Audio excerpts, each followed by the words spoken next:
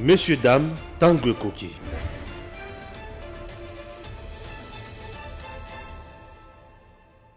Sommet de Nairobi. Le président Félix Tshisekedi va écouter ce vendredi une dizaine de groupes armés locaux. Nairobi, Kenya, jeudi 21 avril. Ouvert jeudi 21 avril 2022 au palais présidentiel de Nairobi, le sommet régional sur la sécurité en République démocratique du Congo s'est clôturé après 4 heures d'échange à huis clos entre le chef d'État, le président Uhuru Kenyatta, Yoweri Museveni, Evariste Ndayishimiye, Félix-Antoine Tshisekedi et le ministre rwandais des Affaires étrangères représentant le président Paul Kagame ont pris une série de résolutions et décisions dont la plus importante reste l'engagement de tous les chefs d'État de la région à se joindre et à soutenir ce processus qui vise à mettre définitivement un terme à l'activisme des groupes armés locaux et étrangers en terre congolaise. La mise en œuvre dans le volet militaire d'un processus visant la rénonciation de luttes armées afin de s'engager dans le PDDRCS pour les groupes armés locaux et les retours dans leurs états respectifs pour les groupes armés étrangers, avec comme conséquence, à défaut, leur éradication par la force militaire régionale qui est mise en place. Pour ce faire, les chefs d'État ont recommandé au président Félix Tshisekedi Tshilombo d'ouvrir une consultation avec les groupes armés afin de les appeler à adhérer à l'option de la paix avant tout engagement militaire. C'est pour prêcher par l'exemple que le président de la République, Félix-Antoine Tshisekedi, va écouter ce vendredi 22 avril à Nairobi les représentants d'une dizaine de groupes armés actifs dans les provinces de l'Ituri, du Nord et du Sud Kivu. Il ne s'agit pas, précise-t-on, de négociations avec un groupe armé spécifique, mais plutôt d'une démarche accordée à tous ceux qui ont pris les armes contre leur propre pays et qui doivent s'inscrire dans la logique de la paix. Enfin, le sommet s'est félicité de l'engagement de l'ONU, de l'IA, de EAC, de la CIRGL en qualité d'observateur, ainsi que les soutiens des gouvernements américains et français comme interlocuteurs bilatéraux. Il sied de noter que ce sommet s'est déroulé loin des projecteurs de caméras ou State House. Vraiment esengo mingi, bonjour, bonsoir na bandeko nyonso bozili baku ya kolanda biso. Comme d'habitude tolekaka po na topesa bino info du jour. Info du jour na ebisi bino moni na bandi yango sepela parce que ndekaka tolobaki fachazo pesa lengi, fachazo pesa lengi, fachazo pesa lengi. Oyebi to bandaka toujours na chef de l'État parce que yende numéro 1 yende za symbole donc ya ekolo. Boyebi chef de l'État nde tolobaki depuis avant-hier azalaki déjà na Kenya. Mais o esali biso bien kaka nde tolobaki fachi soka ke na mission akenda nango tina suka. Penda ke bongo ko décevoir biso te eloko esalami lobi yango wana. Il faut mona makambo eleki lobi. Na ebisi bino bana mboka tant to pesa ekombo béton to ebike azo bétonner partout. Lobi nde zalaki tous les 5 chefs de l'État il faut bazala. 5 chaises batie wana biso tout totali tozotala banani bakofana na 5 chaises wana. To moni boye Uhuru Kenyatta afandi. Ndayishimiye ya Burundi afandi. Museveni afandi. Fati Beton afandi. Totala kichi moko boye Kagame azate mais mutu afandi wana Vincent Biruta. Oh Vincent Biruta oye kosala nini oyo na ko représenter Paul Kagame nga ministre des Affaires étrangères. Nini ngo esali papa na yo akima.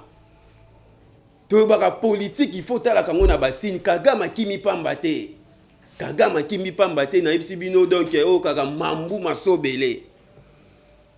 Parce que yeba ki déjà kuna kozwa kibota na ye. Bien ya président Félix ye aza un diplomate. Moni diplomate azaka différent na batumsu diplomate obeta yo mais azofula. Tala kaka ibandela mandat na ye ba biloko mso abanda ko sala. Abengi Kabila partenaire mais na mutema lobi zelo kozwa kibota. Lelo bo se retrouver Kabila partenaire azoko kote mate. Facha kenda na Brazzaville. Alobi coalition FCC kashiwana ekufa te mais lelo ekufa. C'est ça un diplomate. Facha bombela ki Kagame eloko ko beta ina suka eloko ana zu yango wana. Mais ko bossa na te président avoir kinde na sommet ya Kenya. Autaki déjà le 15 février awa ko yamba Wunsia. Wunsia boyebi Wunsia za nani? Wunsia za envoyé spécial ya Nations Unies à région ya Grand Lac. Pourquoi yamba ki na Wunsia? Aebisi Wunsia nde toke bweto oke na Kenya. Kenya eza makambu ya ba rebelle ba M23 ba rebelle nyonso oyo basalaka nungu na est na biso. Mais résolution wana ekobima. Yo kozwango na maboko le 27 oyo. Oyo ça je pense mercredi. Na États-Unis wo parce que le 27 oyo na États-Unis eza nini conseil de sécurité à Nations Unies côté rapport ekokende. Parce que rapport wana eza par rapport ya résolution oyo ebimi banda lobby pe lelo nde ezo continuer. Eloko sali biso bien eloko ya lobby eza nini? Désormais tous les groupes rebelles au bazalaka na RDC mutu tout azonga na pays na ye d'origine wana résolution ya makase bimi lobby. Donc groupe rebelle moko boye bazalaka na RDC ya ba Rwandais. Effectivement bazali FDLR wana izaka groupe ya ba Rwandais. ADF wana izaka Uganda. Msusu FNC wana izaka ya Burundi. Sko bango ba groupe rebelle po ba bundisa bamboka na bango njoka bande sko ko bundisa biso. Alors résolution wana esali biso elengi makasi. Donc tous les groupes rebelles étrangers au bassin na mboka na biso mutu na mutu azwa bango. Sko ba pays wana bazalaki wana bazape na to ya koboya te parce que sommet wana nde tolobaki ezalaki sommet ezalaki na ba communauté internationale ba envoyé spécial bazalaki wana États-Unis d'Amérique ezalaki wana tous les batunyos so batie mokoloto président Kenya lisusu asepeli su makasi wana ezalaki oleka kilobisko lelo ni nyango ezoleka kuna na Kenya kaka toujours lelo sikoyo makambo oyo kaka ya consultation Facha zo consulter lelo côté makambo ko bima yango yo après ko consulter ya politique bisi biso na union sacrée ko consultation ya ba groupe rebelle oyo ko mema biso na pacification. Donc Facha zo consulter lelo rebelle moko président ya Burundi président ya Uganda bango bazana bango ekate consultation ya lelo Facha obi c'est l'information Facha zo sala ngona président ya Kenya na tous les rebelles. Question-réponse. Yo, M23. Oye na Congo depuis mbula nini. O nga na sali 18 ans. Nanya tindaki yo, nanya soutenako na se. Kasi yes. Ye nani? Kaka Joana Mandefu. Ah ok. Leka wana to zwi bon note. Yo, FDLR. Force ya libération du Rwanda. Bino po bobundisa Rwanda pourquoi bobundisa kabiso? Nanya zaka na sima na bino. Mais ye kaka ku président ya Rwanda.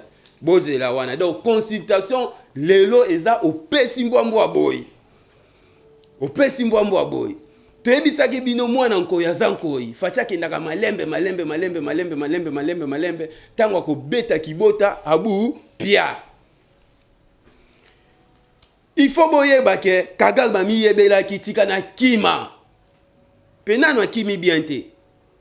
Nano akimi bien te. Faut ya Kagame te, faut ya ba opposant o bakosaka ye na ebandela ya pouvoir afati.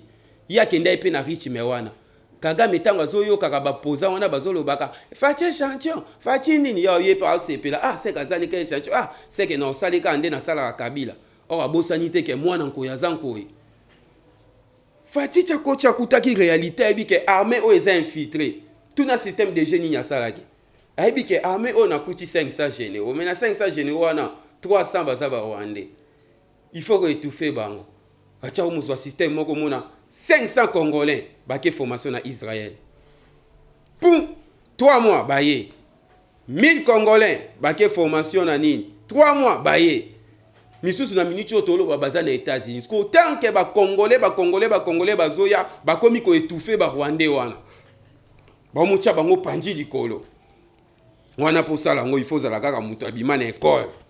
Ndetolo baka le chef de l'État ils a pas si pour échouer parce qu'il y a pas maele o yemo kwa za nango papa tika biloko nyonso na ndako soki eloko moko compliqué yake na limité afongoli buka atali achango na mesa aletoleka nani yango ndimaki ke oyo wana babengaka etolo wawa o soka zotambola shina rambo de lo vraiment fatia ko commissaire mwana popio comment vraiment finir na mandefu leli tui biloko wana pour ça là il faut za muto uta na école. Alors nini lisusu ezoleka il faut yeba pourquoi président asepeli na eloko esami na Nairobi bomona kitangu bakendaki tu liboso mboto babetanaki na président ya Kenya wana na politique to bakanyonso ezaka na signification na yango mbote wana ezaki pamba te kobosa na teta un président Kenya ayaka awa basinyaka protocole d'accord moko na RDC Kenya na RDC pa protocole d'accord basinyaka ezaka armée Kenya il faut bakita parce que armée Kenya po baya na mboka na biso esengaki moi il faut ko respecter ba règle moko boye or biso na Kenya tozalaki différent ya ba organisation parce que RDC azalaka na CAC, Communauté des États d'Afrique centrale. RDC azalaka pe na SADC, Communauté de développement des États d'Afrique australe. Kenya ye azalaka na ici na organisme mususu tozalaki na organe moko te.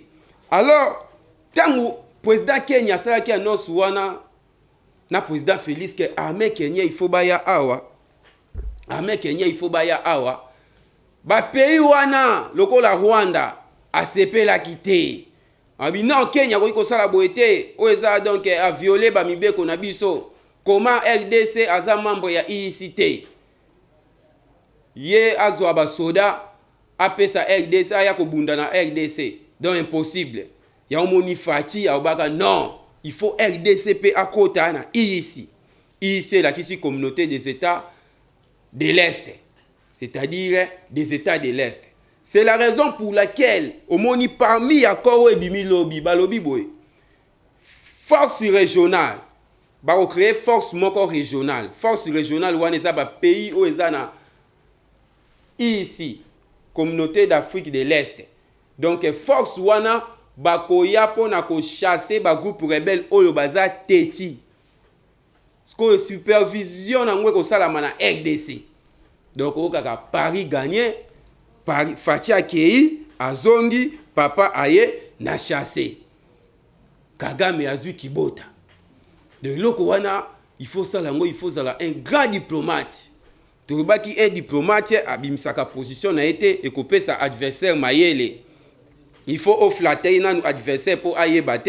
Yango moni Fatia flataki ne bandela manda na ya bia. Partenaire ayambi partenaire là ayambi partenaire là lisi miso là lisi mandefo bia au salange lokote mais les logels mais des armées kingakati des armées et ça nga kutu mkoana na information na Zolanda bayibi basinga kuana kingakati sikono bi tant Kabila vraiment zaki basinga kuana bayiba muiba ona okota ndeni na muiba comprendre que Kabila comme il a joué donc bayibi basinga kuana kingakati taba biloko wana donc gelen bakingakati wana toza na Kinshasa awa to bomba te to baba vérité n'importe Kabila ezali ba côté mususu kuna ya likolo à partir ya 18h au ka vraiment venir bakangi porte ka avenir mais bakangi porte mutu akoleka te mutu akokoma te mais lelo passoir. Donc yango tobengaka ye de Nazareth mobikisi aye kosekwisa Congo na badimension nyonso. Sikoyo eloko Fachi asali na Nairobi epesi panique bolandi déclaration ya Martin Fayulu. Martin Fayulu asepeli te. Oh, tu es comprendre pourquoi batu oyo basepeli te. Oh, nde baza wana le seul coin oyo balingaki basala campagne ya diabolisation ezalaki na Est. Kati na bango ezalaki guerre ya Est esila te po pesa bango maloba na munoko. Sko bo wana Fachi beti kuna. Bayebi déjà que abupia kimia soke kochi na Est biso campagne discours ezate oke loba nini kuna. Oke loba mabe po na Fachi. Yo moko koyo waso asog na yo. Alors Fayulu asepeli te. C'est ça. Batu mususu bakulo baka na munoko lokolo zomona o azana souci ya congolais njoka azana souci te. Ti batu bazo kufa yazo babo kufa kaka ti 2023 pona lobela discours na sala pona bino. Sko Fachi alongoli discours na munoko avant même 2023. Alobaki bien 2022 oyo tozo mettre application makambu nyonso. Nga moko le témoin tala kaka 6 heures mena ba banque plein. Babengo nini botuni ba papa nini opération 30%. 30%. Mususu obi Fachi merci, obeka Fachi merci pour ani. O mesala ta numéro combien? 30 na Paris Saint-Germain. Bien moi na zo benga Paris merci. Donc 30% na salaire ya fonctionnaire tout ya l'état. Pe na mois de juillet 45%. Rebe loko wana sko po sala ma 18 ans il faut to landela ba madusu to kangi. Nga vraiment po nanga nazo senga élection wana soki sala ma vraiment ba tia débat contradictoire. Nde to moni ya France et les peines na Macron. Vraiment ba tia biso na stade de Martyrs population to tondi. Ba fandi si vraiment Fachi awa. Fayulu awa. Moïse awa. Mutamandefu awa. Mare Mutamandefu azana écarté mais to tia écarté to se pays ça. Question sikoyo. Yo sikoyo gagner Fachi bandi mayo. Pona zo mona mutu moko ta ko obimisa argument moko opa ko beta Fachi azate. Musitu Fachi ko lobaka yo shebe yana bazana bakufa au moment où zaka premier ministre. IGF mutu aboya IGF sala ba enquête na ba entreprise ya l'état na nini zaka yo. Tala conséquence qui moyiba ciel ouvert.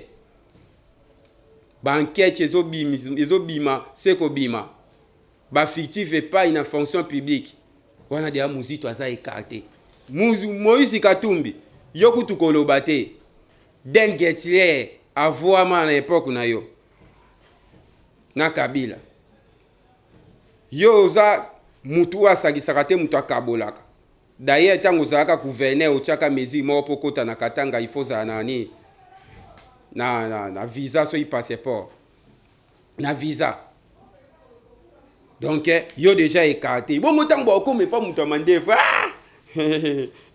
yo kutu koloba te yo za autorité morale ya ba force commune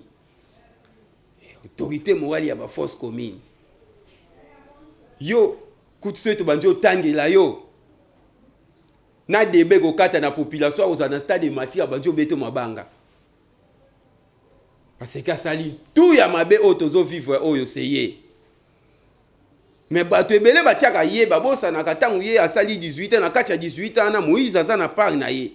Musito aza na part na ye. Tango ba okesko e pa Fayulu. Yo. Otikala jamais ko sala discours moko o condamner gestion ya ville ya Kinshasa solo. Jamais lobango parce que yebi muto apesaka yo poste ezalaki Kimbuta. Yo banda ko dirige Ecofin. Nga na eko kuta Kinshasa solo. Na luki moyen nini na eko créer entreprise pour na ko transformation ya ba déchets plastiques. Donc nyonso wana vision asika. Du candidat azate. C'est la raison pour laquelle omoni papa Mbosso alobi à haute voix que bandeko na biso ya opposition wana bazo senga tokende na dialogue bosiliki pourquoi papa mboso abimisi secret o bino boye na munoko boye bozo lobe leso njoka na mutema bozo ki leso boye bike facha ko gagner bino bosenga ka dialogue sko lelo ni nyezoleka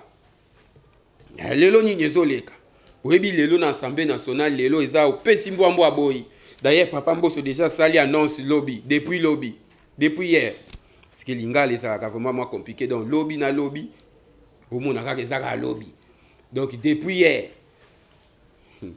hier mposo déjà sali message na message ya papa mboso alobi boye lelo loi électorale wana bazo traiter yango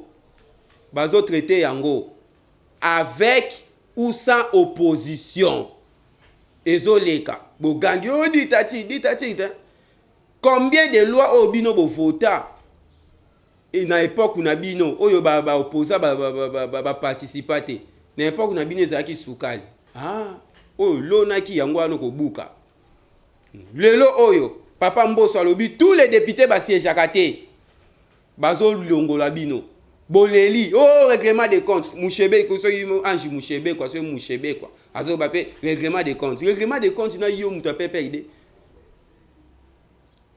eloko wana na 2013 bosala ngo Félix Tshisekedi te Félix Tshisekedi bo invalidé na parlement à l'époque député national na bambusa nyamusi bolongola bango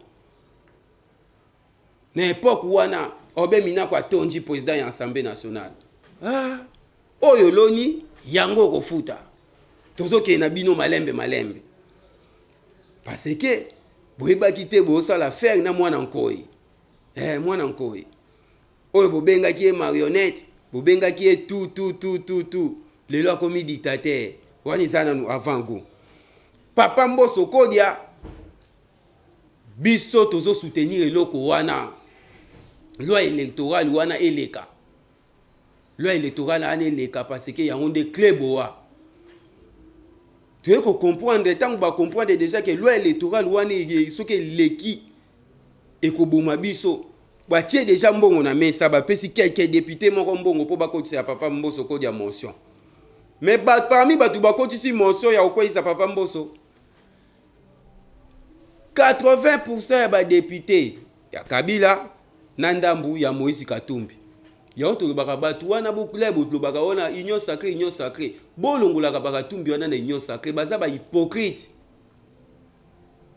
libonde yina bango ezalaka Fati a échoué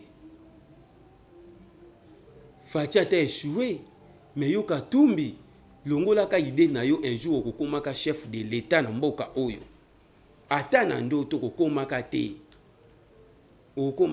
peuple déjà za éveillé biso tout au moni gestion ya ba étranger o ba na mboka na biso so il passe tozo mono parce que to pesaka ba étranger tant ebele na kati ya mboka na biso lelo o ezo sala biso bien bourse na yo ki Fati alobi 500 bourse bo pesa bana ba soda na bana ba policier eloko ezala te avant-hier 500 bourse bana ba soda na bana ba policier njoka ba bourse banda ko ya na mboka na biso tala ba bourse ebele ya ba pays nyonso mais tango ezo ya awa ba bourse bande ko kati ekende Rwanda zui atindi ba Rwandais kuna tango atindi ba Rwandais bake na kombo ya bourse congolais tango ba ko ya awa bazongi awa bakoti na ba entreprise ya l'État ndeto se retrouver na ba DGDA na ba Rugwiza Rwandais oya kufa ebembe kinda Rwanda tala ba niveau biloko wana basali yango siko ebele pourquoi basali yango wana tolobi infiltration e bandaki kala banda ministre ya affaires étrangères Bizimakara Rwandais azaki ministre affaires étrangères awa tala des gars Rwandais ministre affaires étrangères c'est-à-dire tous les bourses batu bakendo tanga na libanda awazwa kaka zo tindaka na Rwanda diplomatie ezalaki Rwandais armée chef d'état-major James Kabare Rwandais yepe kuna zo kotisa ya yeba soda donc fatia kokuta donc pays eloba ye moko pays ekufa kala talaka ndazo bandela makambo ya zero bomoni ba matériel ekomi koya sika miba ezonga jekami ezongi dengetile to botoli daipeni oyo mpona ebande kolesa biso mwa basoso ya bien ya biso moko babomaki bali biso balibane bazoyela biso soso moko boye baoke na wenje eskize terme baobenga soso mutakala balibane bien ya président Félix na sagesse na ye tango akoti nano atali position ya pays ya bino nde naza boye na beti naza affaire na bateau de basali 18 ans mais na 18 ans na bango babomi mboka skonga nde na ye na sisi maboye so na ke na bateau yo mbangu et ça là quoi na dae lokola musée il faut na ke na bango malembe na ndeni bateau il faut na infiltrer bango fatia infiltrer bango na ndeni azui kaka ba oyo kaya bango baza wana infiltrer bango menda do di mo information abwaki yo ikasanja do di mo information abwaki fatia zaki na réseau soka kendaki na faso wana te bino moko bolandaki dernière visite ya représentant des États-Unis moko yaki ya mwasi kombo ekimi ngai tango ayi alobi na président Félix ni elekelaka biso nde obesa tension kaka boye sali sa sebeta biso mo ba meke to muteme bande ko beta mbangu batia porte bato na bango na Gabon ba ibaka ke awe ko inda mais porte bato wana yuti ko zonga dernièrement takiti vraiment makambu a douceur eza jete batu basali 18 ans bayebi tous les couloirs bayebi kasumbalesa bayebi nini yo ye kaka mbala moko boye pam banjo déboulonner nde moko alobaka je vais déboulonner les systèmes na ezongenga souffrance wana tango fatia alobaka je vais déboulonner bato FCC baleki na ba écran biso nde to déboulonner toza na parlement toza na sénat toza na nini et bon on va comprendre le terme déboulonnage eza nini biso to kendake pa ba mécanicien to bisi bango bout déboulonnage ba mécanicien ba expliquer biso ba bi bout déboulonnage ça la malembe pinet pour longola boulon il faut malembe oh ya solo wana to biso so esko benti makasi ba benda makasi te so benti makasi yo moko zoki il faut longola malembe tobi c'est que déboulonnage au fatia lobby a robando sala makambu malembe effectivement to fandi ka boye total ka boye bou to moment où to ose la fatia ko isa parlement total ka boye bou consultation papa consultation bou basculement ya majuya ya parlement Janine Mabunda kwei wana ba boulon des okoya tout à kabwe tambwe mamba bi akwei pa pepe ilunga bi akwei tunda ya kasende yeme aleli na munoko mboka basculement ya majorité déboulonnage simbi skobanda wana tozui donc Fati soka lobi eloko na ye il faut to kota non na labo to la pourquoi alobi eloko oyo ata makambo ezo salama oya ucho lobango dernièrement aucho boake la Kagame jeton moko boy parce que azui ba rapport na maboko ko bossa na te première attaque ya M23 tango bazongi boy pa to kangaki de Rwandais na kati ya M23 rapport na minute le 27 ezo kende na Conseil de sécurité des Nations Unies eloko ezolengisa Kagame yango wana apa wana za isu na kati ya rapport mapingi to robet yango je pense lobby nde boko comprendre nini pe sali kamere a longwa poto aya wa mbangu aye na mapapa chiki nini sali kamere apakata mbangu abie na biki na ya ao mais bato ebe ba evite ba te potango oh kamere caméra oza aye pona azala kite lobi nde bokoyeba makambo na émission na bino toujours ya info du jour na émission na bino toujours ya info du jour nde tobanda koloba basculement ya majorité wana ezalaki eloko ezalaki bien préparé nazo raisonner sous papa Benoît Luamba pe à son âme oyo alobaki bien soko lanje loko papa Benoît Luamba alobaki mkola démissionnaki oko comprendre que sauveur ya Congo eza président Félix Tshisekedi alobi tosali mabe mingi na mboka oyo mais yo nde tomoni yo ozana vision ya ko changer makambo na mboka oyo wana papa Benoît Luamba loko alobaki ancien président ya cour constitutionnelle ye amonaki déjà pas ya Fachi mais yo za na miso zo mona te nyoso wana ki mutema mabe okolia ngulu kanisa ata basali élection lelo tolali ka bo Fachi bilobi élection to ki élection muto o ako telemela na yazali na minute toza na posa nde makambo ebonga tant batie gratuité et enseignement wana o na minute yo landi rapport plus de 3 millions des enfants banda otanga te bazonge ki classe est-ce que 3 millions wana bazaika batu ya parti na IDPS tangu bazongi si kanya makasese wana kanya makasese ezongi wana bakuna oyo bazukwa koti kuna bazo sala kuna bazo futa bango kuna parce que bakuna wana baza mambo ya parti présidentiel sima yo lo ba oh le peuple d'abord ango e baluki na des peuples c'est ça le peuple d'abord. Fonctionnaire à l'État, il y a un salaire mati, soldat salaire mati. Ngelengi na ngai yango wana. Ngai mina fonctionnaire te, na zape nini te, mais ngai censé na mona ka batu wana ba lia ba sepela. Parce que objectif na biso eza mboka na biso ebonga. Yo cheka ki mutema mabe a échoué, so ki a échoué. Yo bénéficier nani. Il reste tous les manières que bozo tia na mai facha zo setu azo mona azo timbela ngo azo lela onkaka nguba poso agitation ya Kagame esa mina makambo ebele na arrestation ya François Beya boyebi na arrestation ya François Beya wana batu o bande ko kanga bande ko bimisa bango boye vraiment visible te boye la ke bakangi mais lobby na omekotangi ya bino bato déjà baza na prison toza na ba colonel Lili pe sa raison bakangi mais deux bato pe musu ba libérer bango kana affaire à François Beya ba libérer 2 personnes lobby to robeta masolo wana eza mkola lobby alors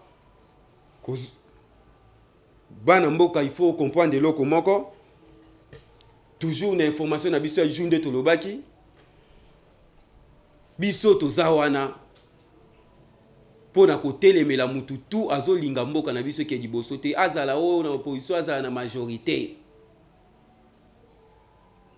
parce que soki Fachi a échoué biso tout échoué soki pe Fachi akendaki na lolenge biso to lingaki mais ROPM susu mbutu ezokubena mbutu epeli na mboka na lobaka soki Fachi ayaka kaka na ki combattant ega pa na lakisa ki combattant leka na koti boye mbala moko lobby nango na kangi batu tu na tie bango na prison mais enda ingaki balukela heureusement utilisai sagesse nde na lobaka so Fachi yaka na mbutu mais ROM su toza boye te to se trouver na ba frontière makolo ngulu kupa mukuse masangu batumba na maboko mbangu na mbangu libye kosa bite pepe na ngai akoma na niveau wana te na kendi na makambu malembe na konguluma oh mwana nkoyi aza nkoyi esali biso bien to sentir siko ke nkoyi ankomeli alelisi Kagame elongoli ba opposant maloba na munoko na comprendre que la faulu lelo parce que ya comprendre déjà que tant Fachi betaki Kabila kibota c'est yena bandela lobaka c'est Kabila qui dirige tant Fachi beti Kabila sentir que mutoyo a neutraliser Kabila bino c'est no bika Kabila ndena kenda na changu ba bamba mabanga ba boza zoba Kabila wapi aza isusu ba neutraliser ba désarmer nyonso te il faut na changer c'est Kagame qui dirige siko à se rendre compte Kagame ngo ba beti sou ki bote ngo moni faulu lelo très en colère Boko changer. Kalate Rotanga Sassou Nguesso qui dirige. Alors, président Azozonga, si tout va bien, lobby, mais na Kinshasa, c'est un programme président Aoleka directement na province, Azoleka directement na Katanga, précisément na Lubumbashi, Fachi Azo Kitakuna, bomona ki équipe d'avance déjà zawana premier ministre, kuna bazo kende na oetali forum ya cohabitation ensemble. Pour na kotelemela makambo etali tribalisme oyo ba étranger oyo ba ye ba ngi ba diviser biso parce que étranger ba yaka na politique moko ya diviser pour mieux régner. Tant que ba congolais baza unis, étranger azalaka na lidusu te. Étranger azalaka na lidusu te. C'est pour cela Kagame pe aleli binon ngai na mesana il faut ko diviser bango pour ngana régner mais mutu oyo azoya ko sangisa bango comment azo utiliser kaka ba étranger baza na mboka na biso po ba me tia carte na wana ya séparation mais ko simba te. Chef de l'état akita na Katanga akosolana ba groupe nyonso pour na ko mettre en terme eloko bangi ba la biso ya tribalisme. Alors ndeto lobaki chaque jour to bandoleka to pesa kabino ba information du jour oyo pe ozana information soit disant ya libanda ya kati na province otindi parce que tant to pesa ka to pesa parce que kendaka tie pa bakonzi ouais otindi na numéro oyo plus 243 82 73 538 pesi information na yo et que ça la bien lobby mona na lisusu pona information na bino du jour. Merci. Modeste Bahati Lukwebo propose la modification de la loi sur l'agriculture. Le président du Sénat, l'honorable Modeste Bahati Lukwebo, a dérogé jeudi 21 avril 2022 aux habitudes en abandonnant son fauteuil du perchoir pour se livrer à un exercice non de moindre pour tout sénateur. Cet exercice autre que la mission en tant que sénateur de proposer des lois.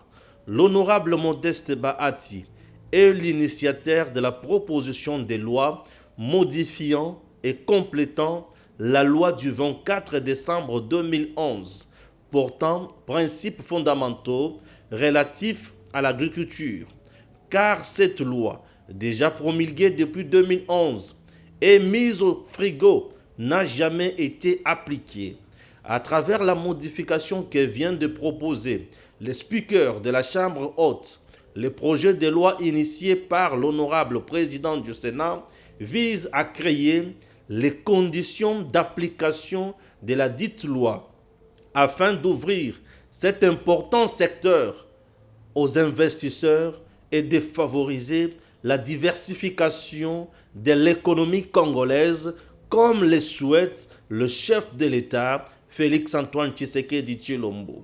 Cette proposition de loi révisée au cours de la plénière de ce jeudi 21 avril 2022 retenu l'attention de la quasi-totalité des sénateurs qui ont manifesté l'intérêt au cours du débat général à travers des enrichissements et recommandations. En sa qualité d'initiateur de la loi, l'honorable Modeste Bahati Lukwebo a sollicité 5 jours avant de revenir répondre aux préoccupations soulevées par ses collègues. Parmi les motivations de cette proposition de loi figurent les allègements fiscaux et la création d'un fonds pour soutenir les agriculteurs. Nous, les législateurs, nous devons susciter et inciter ceux qui veulent investir, qu'ils soient nationaux ou étrangers, dans ce secteur-là, pour qu'ils viennent nous aider à mettre en œuvre toutes ces terres-là.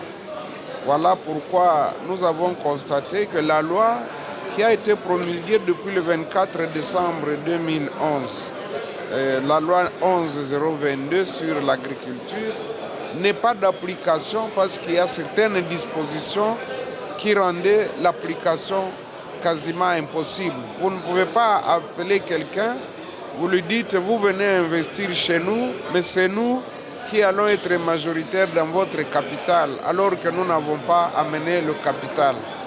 Donc cette disposition a fait que beaucoup de gens qui voulaient investir n'ont pas pu le faire. Maintenant, nous proposons des améliorations pour qu'on puisse, c'est vrai, obliger que lorsque des étrangers viennent investir, qu'il y ait une participation minimale de l'État ou des nationaux, mais qu'on ne puisse pas bloquer les principes de la loi OHADA en ce qui concerne la constitution des entreprises. Il faut noter que, peu avant cela, la plénière a suivi la réponse de la ministre de la Culture, Arts et Patrimoine, qui réagissait à la question orale avec débat lui adressée par le sénateur Denis Kambaye sur le traitement discriminatoire que subissent les artistes musiciens congolais sur l'espace Schengen.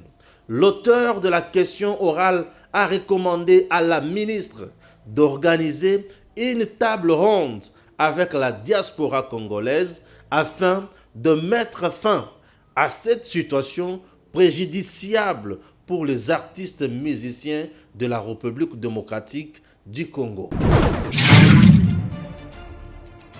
Messieurs, dames, Tanguy Koki.